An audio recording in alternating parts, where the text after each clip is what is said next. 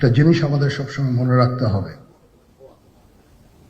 এই বর্বরতা কোনো সেনা সদস্য করেনি, সম্পূর্ণটাই তদানীন্তন বিজিবি সদস্য দ্বারা সংঘটিত।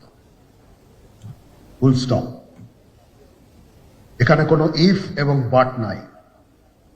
এখানে যদি ইফ এবং বাট আনেন, এই যে বিচারিক কার্যক্রম এতদিন ধরে হয়েছে, 16 বছর ধরে 17 বছর ধরে যারা জেলে আছে, যারা কনভিক্টেড, সেই বিচারিক প্রক্রিয়া ব্যাহত হবে। এই জিনিসটা আমাদের খুব পরিষ্কার করে মনে রাখা প্রয়োজন।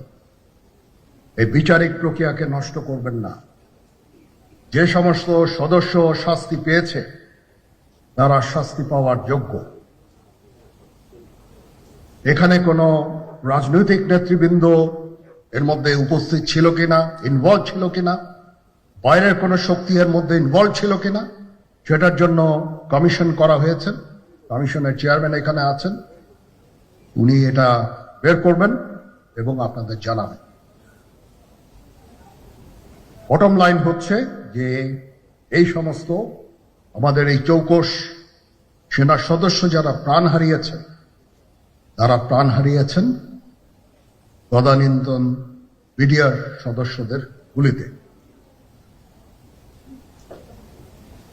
আমরা নিজেরা এই সমস্ত জিনিস নিয়ে অনেক ভিন্ন মত পোষণ করছি। কেউ কেউ এই জিনিসটাকে ভিন্ন খাতে প্রবাহিত করার চেষ্টা করছি। সেটা আমাদের জন্য মঙ্গলজনক হবে না।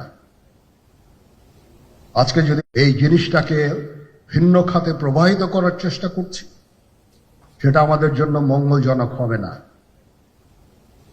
আজকে যদি আমার যে উপদেশ আমি কিছু দিয়ে যাব, সেটা যদি আপনারা গ্রহণ করেন, আপনারা লাভবান হবেন, আমি এটা আপনাদের নিশ্চিত করছি। আমরা নিজেরা ভেদাভেদ সৃষ্টি না করি, আমরা নিজেরা ইউনাইটেড থাকি।